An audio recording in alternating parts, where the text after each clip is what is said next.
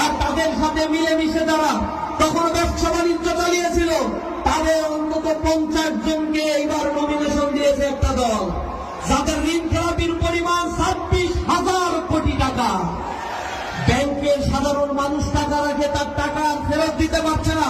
এই ঋণ খেলাপিদের আবার যারা পুনর্বাসন করছে, জনগণের টাকা যে আবার দুর্নীতি লুটপাট করে তারা এক স্বর্গরাজ্যে পরিণত করবে তা বুঝতে আমাদের আর বাকি না। এজন্য আমাদের জেগে উঠতে হবে আমাদের অধিকারের জন্য।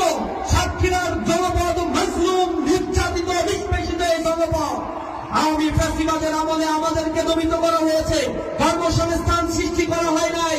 এখানের মানুষের অর্থনৈতিক দুরবস্থা, বাজার সিন্ডিকেট এর দখল বাণিজ্য করতে দেওয়া হয় নাই। ব্যবসা বাণিজ্য প্রতিষ্ঠানগুলো বন্ধুদের দিয়ে গুলিয়ে দেওয়া হয়েছে।